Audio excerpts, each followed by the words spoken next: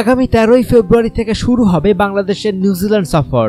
সেই সফরে ওয়ানডে দলে সুযোগ পেয়েছেন সাব্বির রহমান।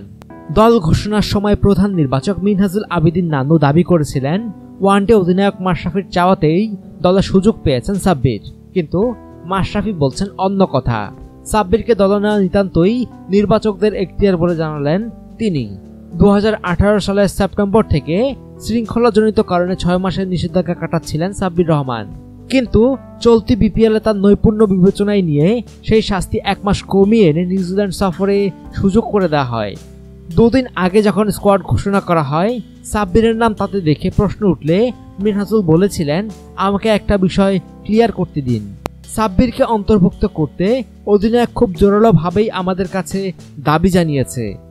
তবে বৃহস্পতিবার দেশের একটি জনপ্রিয় টেলিভিশন চ্যানেল ও একটি অনলাইন পত্রিকায় সাক্ষাৎকার দিতে গিয়ে মাশরাফি জানিয়েছেন, সাব্বিরকে দলে নেওয়ার পেছনে তিনি শুধু যুক্তি দেখিয়েছেন, কারণ তিনি চান মাহমুদুল্লাহ রিয়াদ আরও উপরে ব্যাট করবেন, আর তাহলে 7 নম্বরে একজন ব্যাটসম্যানের চাহিদা থেকে যায়। সাব্বিরের দলে অন্তর্ভুক্তি নিয়ে মাশরাফির যুক্তি বেশ শক্ত, কারণ 7 নম্বরে নেমে 15 বলে 25 কিংবা 20 বলে 35 রান করার মতো ব্যাটসম্যান প্রয়োজন।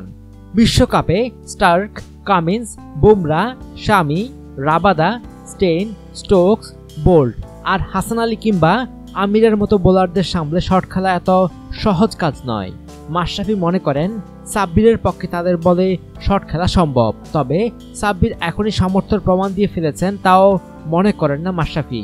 তবে তার স্ট্রাইক রেট আশা জায়গা নিয়া আর তার আগ্রাসী ব্যাটিং স্টাইলও এক্ষেত্রে বিবেচনায় রাখা হয়েছে।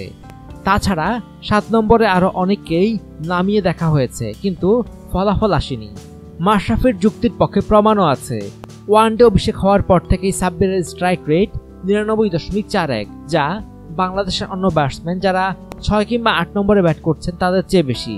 এছাড়া সাব্বিরকে দিয়ে বোলিং করানোর ইচ্ছাও প্রকাশ করেছেন ম্যাচ। বিশ্বকাপের ইংলিশ কন্ডিশনে স্পিনে ফল পাওয়া কঠিন, সেক্ষেত্রে সাব্বিরকে দিয়ে 4 থেকে 5 ওভার বল করালে বাড়তি সুবিধা পাওয়া যাবে। সাব্বিরকে লেগ ব্রেক বোলিং নিয়ে কাজ করতে বলবেন ওয়ানডে অধিনায়ক। নির্বাচকদের কাছে জোরালো দাবি করার বিষয়ে মাশরাফি বলেন, আমার কি দাবি জানানোর এখতিয়ার আছে? আমি কি নির্বাচক কমিটির সদস্য? তারা জানতে চেয়েছেন, আমি মতামত দিয়েছি। আমি ক্রিকেটীয় যুক্তি দেখিয়েছি। কাকে দলে নেওয়া হবে তা নির্বাচকদের এখতিয়ার। তাদের কাছে হয়তো আমার যুক্তি যথাযথ মনে হয়েছে। আমি সাব্বিরকে দলে নিতে বলিনি, আমি আমার মতামতের পক্ষে যুক্তি দেখিয়েছি। তবে সাব্বিরকে সুযোগ দেওয়া হলেও সতর্ক করে দিলেন মাশরাফি, এই সুযোগ কাজে লাগাতে ব্যর্থ হলে যে তার সামনে অন্ধকার অপেক্ষা করছে তাও মনে করিয়ে দিলেন এই দেশের সেরা পেসার। অন্যদিকে যাকে নিয়ে এত আলোচনা, সেই সাব্বির কিন্তু এটাকে দ্বিতীয় জীবন হিসেবে দেখছেন। স্কোয়াডে নাম আসার পর সাব্বির বলেন, আমি যখন নিউজিল্যান্ডের প্রথম ম্যাচে নামবো, এটা হবে আমার দ্বিতীয় অভিষেক। আমি এখান থেকে ভালো করার চেষ্টা করব। আমি সেই পুরনো সাব্বিরকে ফিরিয়ে আনার চেষ্টা করব।